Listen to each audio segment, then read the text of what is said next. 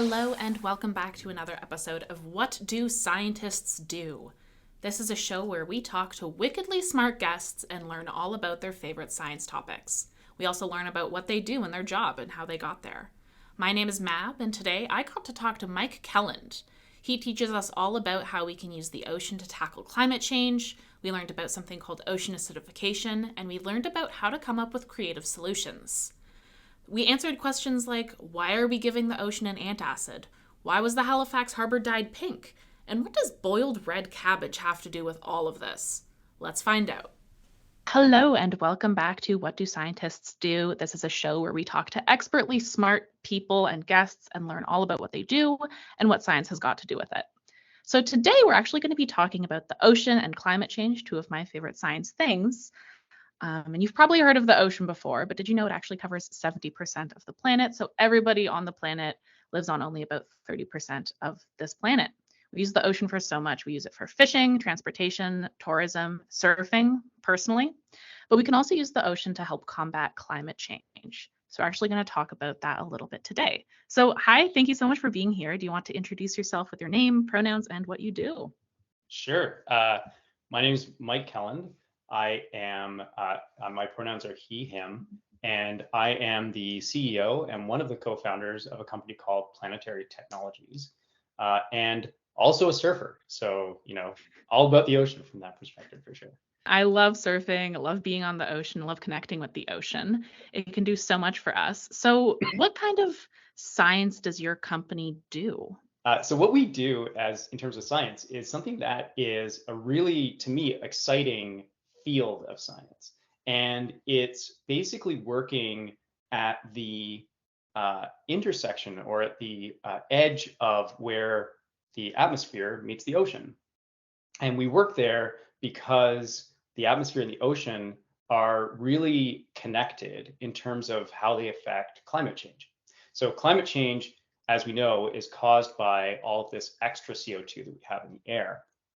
But what a lot of people don't understand is that the ocean and the atmosphere are not separate systems. They're really linked really closely. And when it comes to carbon dioxide in particular, they're kind of like mirrors of each other.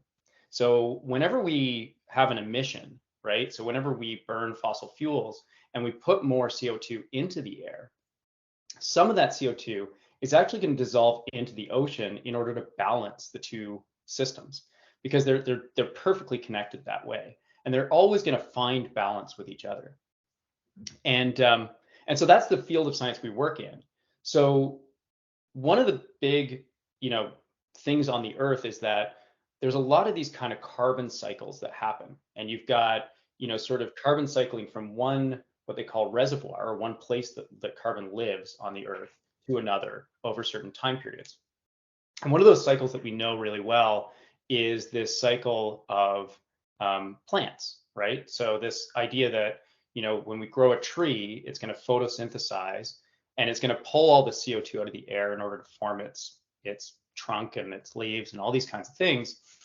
And then eventually all of the CO2 it's pulled out of the air, when that tree dies or is burned or has insect damage and falls over or whatever and decomposes, all of that CO2 it's captured is then going to be returned back to the air. And so it's that natural sort of biological cycle for carbon is pretty quick. It happens really fast. There's other carbon cycles, though, that a lot of people don't know as well, and they're more sort of geological carbon cycles. So they don't have anything to do with biology. They don't have anything to do with growing and photosynthesis or living things cycling carbon, but they have to do with geology.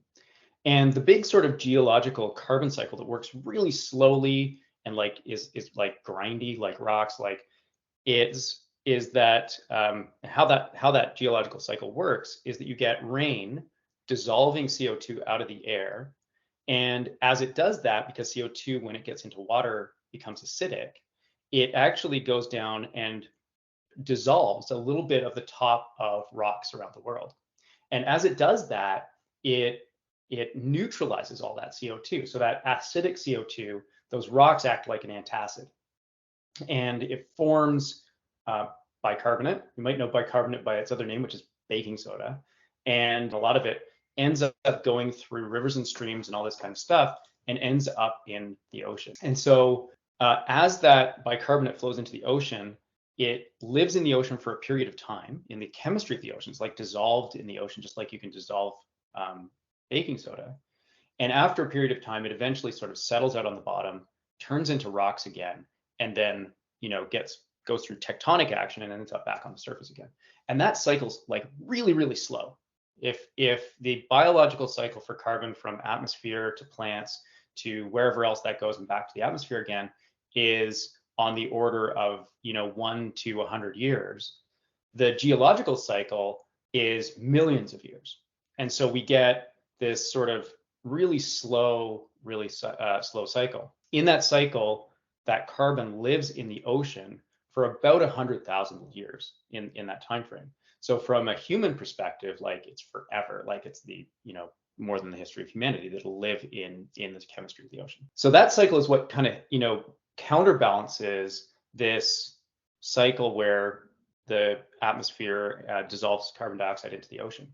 And the problem that we're in right now, one of the biggest issues that we're facing from a climate change perspective, is that because we've put so much extra CO2 in the air, that really slow geological cycle just can't keep up.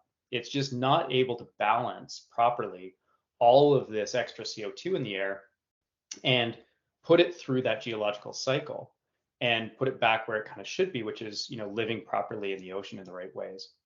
And so that all of that drives out a bunch of different issues, but the biggest one is what's called ocean acidification. So you remember I said CO2, when it dissolves into the ocean or into water, it becomes acidic. When we've got this extra CO2 in the air and it's balancing out that mirror effect between the atmosphere and the ocean, all of that CO2 going into the ocean causes it to become a lot more acidic. And so our oceans at this point are about 30% more acidic than they should be.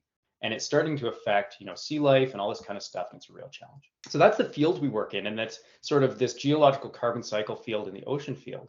What we're doing is something that's like, in a way, incredibly simple, which is that, what do you do when you have too much acid? Well, you get an antacid. It's just like you have a stomach ache and you've got too much acid in your stomach and you're getting reflux or acid reflux. You have a Tums or you have a Rolaids, and you put that there, and it neutralizes that acid. We're doing exactly the same thing, but in the ocean. The ocean kind of has indigestion right now, and we're adding that antacid into the ocean in order to cure its indigestion. And what that does is it replicates that big geological grindy process. It basically neutralizes that extra CO2 just in the same way as it would on rocks, but much more quickly, because we're using a very pure form of antacid rather than rocks, which are made up of all kinds of stuff and are very slow. We're using a much purer form, so it happens much more quickly. When we do that, it's taking all this extra CO2 that's dissolved into the ocean, neutralizing it so it's no longer acidic and makes it slightly basic actually, and keeping it in that sort of 100,000 year cycle within the ocean. But the neatest thing about all of that is that because now we've reduced the amount of CO2 in the ocean, and because the atmosphere and the ocean are kind of like mirrors of each other, the CO2 in the air is now going to come, there's more room now in the ocean. So it's going to come out of the air and come into the ocean. So the simple act, with all of that explanation and all of that sort of, big cycles and like where the, geological cycle goes and all this stuff, the really simple of this is, if you add an antacid to the ocean, it's going to pull carbon dioxide out of the air into the chemistry of the ocean as a natural form of sort of part of the chemistry of the ocean, and it's going to live there for 100,000 years. So that's sort of the process that we're working on, and how our technology and science works. That's fantastic. So the last episode that came out or will have come out is actually about climate change adaptation. And I talked to our last guest about how trees are a great place to do something called carbon sequestration. So that's when carbon is stored in trees. So it sounds like this is the same kind of thing, except instead of trees on land, it's with carbon in the ocean. Is that kind of accurate? That's exactly right. And so if we think about planting a tree, that's a deliberate act that we do to pull carbon dioxide out of the air and hold that carbon dioxide for some period of time inside another form so that it's not causing climate change. And that's exactly what you're saying, which is sequestration. That's what that is. In the ocean, exactly the same way, we're taking a deliberate action to pull carbon dioxide out of the air and store it in another form. The bit of a difference here is that, like I said, when you start using the geological carbon cycle, which is the other natural carbon cycle on Earth, you just have a lot longer of a time frame for that storage. So carbon dioxide lives in our atmosphere on average for between sort of 300 and 1,000 years. So if I sequester carbon within a tree, I've done something really good because I've taken that carbon dioxide out of the air and I've reduced the effect of that from a climate change perspective. But I have to be really sure that I'm maintaining those trees and that if one of them dies, that I plant another one, that I keep that carbon in that form over a long period of time. With the ocean, we don't have that problem. We know that we're going to have that storage in the ocean for 100,000 years. And so we can do it once and forget about it. And no matter what happens to that land and how that land changes hands, or whether somebody is maintaining that carbon within those trees or any of those kinds of things, we still have that permanently taken away from the atmosphere, and we can sort of continue to do that. And so that's really the big difference in terms of sequestration. And in the carbon world, we call that permanence, right? So, what is your permanence of that sequestration? For a tree, it could be 20 to 50 years, depending on, how that's managed. For the ocean, we're talking about 100,000 years. And so we're sort of setting ourselves up for a longer time frame for that sequestration. Yeah, I mean, it sounds like we're setting ourselves up for success down the road. If we are taking the carbon out of the atmosphere, it means, maybe we mitigate a bit of global warming and the greenhouse effect, which is very cool. It's also this idea of climate change adaptation. So instead of, trying to reduce our emissions, we're trying to deal with what we have and how it's going to get worse in the next couple of years. But if we're doing stuff like this, maybe it'll reduce those impacts and stuff. And this is really important, right? Adaptation, we know that climate change is going to happen, right? There's no stopping right now the warming that's kind of like already locked in to the system. So we have to adapt to changing conditions. And that's one of the things that we're going to have to do. We have to do mitigation, which is what this is like they call it adaptation mitigation, which is actually removing carbon dioxide from the air as well. And then we have to do reduction. So we have to reduce our emissions. And that's actually the most important thing we have to do is all of this, sequestering carbon and pulling it out of the air is not really going to do anything unless we can also simultaneously massively reduce the emissions. So, one question that I also kind of like to ask when we're talking about climate change and climate change solutions is how does creativity play into these ideas and these solutions? Because it is a very creative process, like we're thinking about using the ocean to do what it's meant to do, but where does creativity come into that? So creativity is necessary on so many different levels with these kinds of things, right? I've always felt like when you approach a new field and you're looking at something from scratch, it always seems it's got a facade, if you will. It's big, it's flat, and you say, what's the creativity in here? Oh, the creativity is we can use an antacid to cure, to help heal the ocean's acidification problem and, adapt to those climate change issues, as you said before, and also pull carbon out of the air and mitigate, some of the future effects of climate change. And that's sort of the big creative idea there. But when you dig in, and start to try to actually do it, is when you get into this mode of finding out all the little creative things that you have to do along the way to make it work. And so every day we're figuring something new out that we're like, oh, what about this? And what about that? And how do we solve this problem?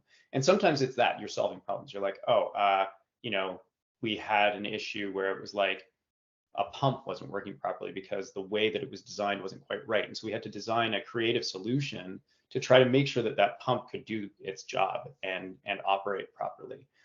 We had a problem with a shelter for this antacid that was supposed to protect it from the weather, and it didn't work. So we had to very quickly, find a different solution and figure out how to make that work. And these little things actually add up to being some of the more creative solutions that you come up with. And then beyond that, there's a lot of creativity in progressing forward as well. So sometimes you're solving problems to do what you had planned to do in the first place in a more creative way, or to fix an issue that's come up. But some of the creativity comes from saying, oh, wait a second, what do we want to learn here? And what's the best way to learn it? So for example, the other day, one of our team members, we were doing these very in-depth sediment surveys. where we're looking to see, you put this antacid into the ocean, does it settle on the bottom of the seafloor? And if it does, how long does it stay there before it dissolves as it's supposed to, and all that kind of stuff? So we're looking at this stuff, and we were doing samples, and it's expensive. You put a boat out, and like, you know, you've got to have people there, and they've got to go down and pull a little core of sediment out of the bottom of the ocean. And one of our team members said, well, actually, maybe we could do this more effectively by using a GoPro camera and a little rig I could build out of, like, you know, pieces of tubing. And then we could just drop it over the side offshore and look at the sediment and see if there's anything there, and then pull it back up again. And we can do that, you know, 10 times a day, rather than having to have a whole like expedition go out and do it once a week. And so little creative ideas like that around how you improve your efficiency, get better data, learn more quickly, accomplish, you know, bigger outcomes.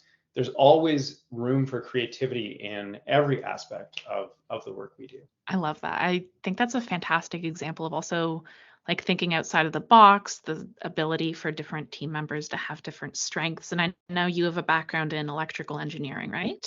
So That's that's right. kind of like a different way to think about problems and come up with different solutions, and having really diverse ways to come up with solutions. It's a very cool example. So, as a CEO, I know you've probably had your like a couple different projects in your life.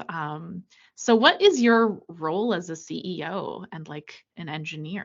What do you do? So CEO is an interesting job because it's a job that is it's difficult to define exactly what you do as the CEO of a company. And it really depends on the company itself. Every different CEO or founder, you know, entrepreneurial role that I've had has been different. And the stage of the company really makes a difference as well in terms of what you do. Um, so, you know, in this company, I have a bunch of different jobs. I will be responsible for kind of the things that you might expect, right, around a CEO, which would be making sure that we build a really strong team culture and hiring the right people onto the team at the executive level to build that culture so that we have, you know, a highly creative culture where everybody can bring their brain to work and fully utilize their brain in what they do, right? Because I strongly believe that the culture is going to dictate how much you can get out of people, right? If you really empower people to go out and like be creative and do their own things, then you're going to create an environment where you're using everybody's brain, not just the leader's brain, right? At the end of the day. So there's a lot of that kind of work that you get into as a CEO around building the culture and hiring the right people, and, you know, keeping that on track. And then there's a lot of work that you do around being a spokesperson for the organization as well, right? So getting out and doing these kinds of things and talking to people and understanding where things go. There's a lot of work that you do around trying to figure out with your team what the strategy of the organization should be. So where should you focus? Where should you partner? Where should you build? Where should you, you know, get other people to do things? What is your core activity as a company, and what are you going to provide as the value to the industry? So there's a lot of that kind of thing.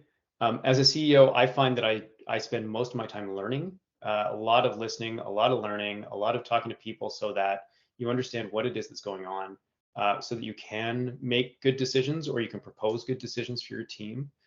And on top of all of that, in a startup, you know, you get involved in everything. If we have somebody who is too busy within the company, which happens all the time, we're a very small team trying to do a very big mission with a lot of moving parts and a lot of things that we're trying to do. You pitch in and you jump in and you try to help out wherever you can. So I've spent time this week writing proposals. I've spent time writing software. So actually, one of my first loves was computer programming, and I love writing software. So we don't have a software developer right now. We need to write some software. So I've been spending some time actually building software products for us and writing code. You get involved in all kinds of different things as a CEO, and I think that's why I like it, especially early stage entrepreneurial CEO. Is like there's no definition for the job. Your job is to make the company successful in whatever way you can, and to support the people that you have in making sure that they're as successful as they can be across the board. And there's no right or wrong in terms of the type of work that you end up doing. That sounds really fun. And somehow between all those different jobs, hopefully trying to find some time to go surfing at some point. It's been a while. Yeah. So another question for you here. What's your like favorite science or industry thing that you've done or like experience or story? In science and industry, I mean, in science, this is the most interesting thing that I've done by a wide margin. I am so excited about the work that we're doing. I'm so passionate about it.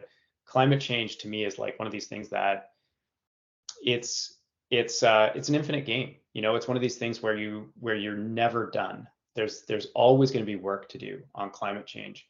And the amount that we work on it and the amount that we focus on it right now as early as possible is going to make a really big difference in the future. And I look around, I feel like we've lost a lot already. There's a potential to lose a lot more. And it really ignites my passion to be able to be working on this in a way that is direct. You know, we're not working in a way that's indirect on climate. We're not sort of trying to do one thing and trying to be sustainable at the same time, which is a really good thing to do, right? Like we need everybody to be thinking about climate change in everything that they do. But for me, being able to work directly on the problem, I think is amazing. And being able to engage with this science. What we are doing right now, I think, we started the company 4 years ago, and when we started the company, I think people thought we were crazy. They're like, you want to do what in the ocean? Like, how does that even work? What is that? Like, nobody even knew what that was. And the responses that we had at the time from serious people who've been working in climate for a very long time was kind of like, yeah, what you're trying to do here is 10, 15, 20 years away because all of these other things are the important things right now. And what you're doing is too hard or, too far out and all those kinds of things. What we've predicted accurately is that the climate problem is worse than people at the time really thought, right? And we've been delaying climate action for a very long time, right? We should have been solving this problem 30 years ago, at which point what we're doing would have been crazy. If we had been working on this properly 30 years ago on climate, what we're doing would have been unnecessary and insane. Unfortunately, we're not there. And so what we're doing now is inevitable. It has to happen, or at least it has to be fully explored, I should say. Not it has to happen, but it has to be fully explored. And we have to see if it's possible because, as you said at the start, the Earth is 70% ocean. We're not going to solve a global climate problem without involving the ocean in some way or another. And so being involved in the science on that, being able to be engaged in a field that is on a frontier where it's evolving incredibly rapidly, literally every day, is really, really interesting. And it's a huge challenge, right? Every day we're redefining how we provide value within that ecosystem because more people are coming in, more science is being done, more research is coming in. And we're trying to find, always trying to find our way to how we continue to contribute in a positive way. And I think we've done that really effectively, but it's so exciting to be on the forefront of something and to have those sort of exciting challenges and all of that kind of stuff. So I would say that's like for me, science and stuff. In terms of a story, I don't know. We've got a million stories. We could go down all kinds of entrepreneurial silliness if you want, but for me right now, this science and this work and the amount that I've learned about ocean science over the last 4 years running this company has been phenomenal, and it's been super interesting. But I will say this: there's a reason that I became an entrepreneur in the first place. And I've been an entrepreneur. I've started my first company. I think I was 12 years old, and we started a lawn care company way back when. So I've always been sort of passionate about this.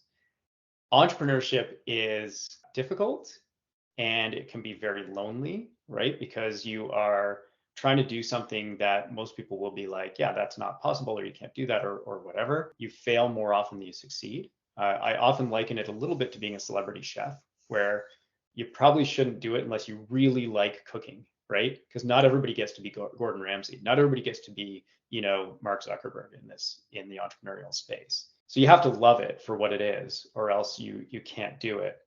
And for me, the thing I love about it is that it gives me access to opportunities to learn that I would not get otherwise.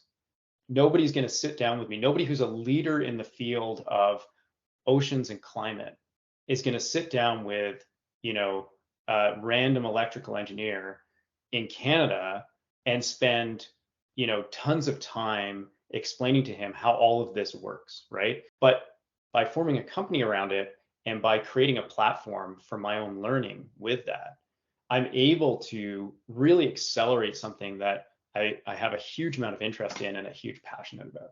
So that was the reason for me to be an entrepreneur and a CEO in this space, is to build that platform for learning about the things that I'm truly passionate about.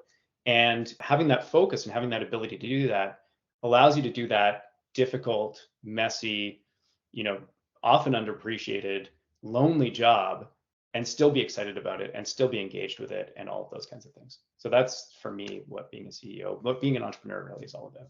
Yeah, and I think, I mean, that in itself is a great story. Like, as an entrepreneur and a CEO, I mean, it sounds like you see a problem and then you start to figure out a solution, talk to other people about a solution, and then kind of keep working away at it. So that sounds like a story to me.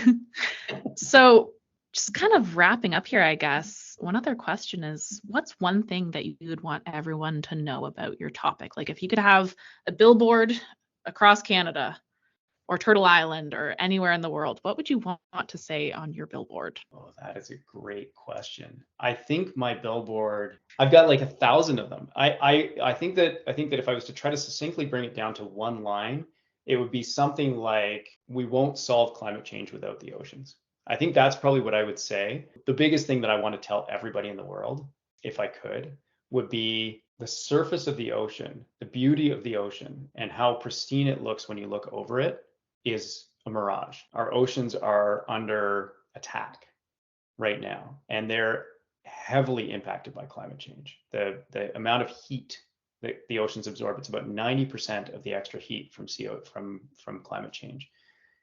All of this acidity that's going into them, it's really negatively affecting that ecosystem. And we can't be complacent. If you look at the ocean and you consider it to be this pristine environment that we should never touch, what you're denying is the fact that we are touching it and we are changing it and we are, destroying it in so many different ways. And it's fundamentally irresponsible to make a giant mess and not be willing to clean it up. And so I think that's one of the key messages that's difficult. It's a hard message because I think we have a vision or a view of the ocean, which is like, okay, this is, just don't touch it, but we're touching it. And every time we put a ton of CO2 in the air, we are acidifying the ocean further, we're heating the ocean further, we're destroying corals, we're destroying shellfish and, biodiversity and livelihoods. It's too far gone for us to simply step back and say, leave it alone and let it heal. We have to take a much stronger stance on it. And how we do that is absolutely something we have to do incredibly responsibly, very, very carefully. We have to look at every possible implication of going in and trying to fix that mess before we make any major interventions, before we do anything major. And it's going to take us years to really figure out what's safe, at what scale, what's effective, how it all works. And we're on that journey today. But we can't shy away from that journey. We can't not go into trying to figure that out and responsibly doing that work. That's fantastic. I mean, it sounds like if we want to be able to make a change in our oceans, we need to step up and actually start to work on them and work with them instead of kind of passively sitting by and hoping that they heal themselves. Mhm. So thank you so much for your time, Mike. One last science thing for anybody that's listening out there. If you want to try out a little bit of ocean acidification for yourself, there are a couple different ways you can do that. If you want to test out this whole pH antacid thing, get yourself a Tums or get yourself some baking soda, and you can actually just put that in some vinegar or lemon juice and see what happens. Spoiler alert, it'll start to fizz and create some gases. So there's a lot of really complex chemical reactions happening right there. And that's actually what's happening in the ocean kind of all the time. So that's something you can do at home with parents and guardians, and don't get it in your eyes and don't eat it. But it's a pretty fun little science experiment. I did this with a school, my kid's school, actually. of another type of ocean alkalinity experiment that you can do, which I think is really fun. If you boil red cabbage, you get an indicator dye. And so with that red cabbage dye, you can put that into some water and you'll get a certain color. And then if you then take a straw and you blow into that, you'll actually change color, because what's happening is the CO2 in your breath is changing the pH or the acidity of that water, and you'll see that change. And then if you take your antacid and you put it in there, you'll have it come back. And you may take it too far back, but essentially what you'll do is you'll actually change the color back and forth. So you can actually see that CO2 dissolving into the water through your breath if you blow into it through a straw for long enough. And then you can see that coming back when you add your antacid and your Tums into that container. Fantastic. Thank you so much for your time. That was fantastic. So just to talk a little bit about the project that's going on in Halifax right now, we've got listeners from across Turtle Island, a couple in Germany as well, but here in Halifax, if you look at the big smokestacks, that's actually where all the water is being pumped out. So you might have noticed a couple weeks ago at this point, a lot of pink dye being put into the Halifax Harbour. And that's not just for the Barbie movie premiere or anything like that. That's actually to model how the water is moving through the Halifax Harbour. This is a great example of a little bit of scientific inquiry. So we're doing, not we, but Mike and his team are doing a science experiment where they're modeling how the water moves through the harbor and how alkaline, like baking soda pretty much moves through the water, if I'm getting this right, Mike. And then gradually they're going to add more and more baking soda pretty much just to see how the water is changing and to see if this is something that they can do on a bigger scale. Yeah, it's pretty cool. Yeah. And you know what's neat about this, a couple of different things that are neat about this. This is a project that's being run in very close partnership with Dalhousie University and an organization called Carbon to Sea, which is a group of philanthropists who are trying to encourage research in this area. So we're working in the harbor, as you said, and yes, there was a pink dye that went out to track where the water moves, which is really important for tracking how the carbon comes out of the air. So we need to know where it goes so that we know how that's working. And the other really exciting thing about it is that this is really the first experiment of its scale and of its kind. So this is the first time in the world ever that we are removing this much carbon from the air. So just as much as it is an experiment and a field trial run with the university, it's also doing some real good and taking carbon out of the air. So it's a really exciting project. It's really at the frontier. And, if you're interested in ocean science, if you're interested in climate change, I think this type of field is going to be one that is going to be absolutely massive in the future. And it's going to be a place where there's going to be a lot of work to be done in this area and sort of using the ocean or helping the ocean to absorb more carbon dioxide out of the air. So it's a really exciting time, and it's a really exciting place in Halifax to be doing it. Yeah, Nova Scotia is a huge place for something called the blue economy.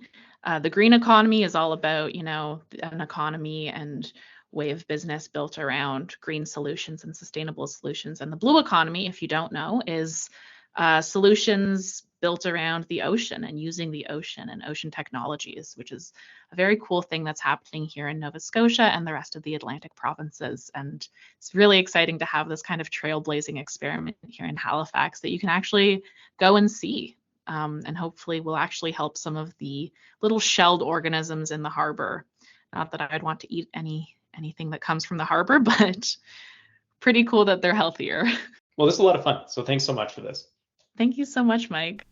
A huge thank you to Mike for guesting on the podcast today. And as always, a big, big thank you to everybody listening in the car, at home, on their bikes, wherever you might be listening. For more science fun, you can find us on Instagram and social media at supernova@dal. Do you have a question that you'd like answered by one of our experts? Send us an email or a voice recording at whatdoscientists@superstaff.ca, and we might actually just answer your question on the show. Thank you so much for listening, and we will see you next episode. Bye-bye for now.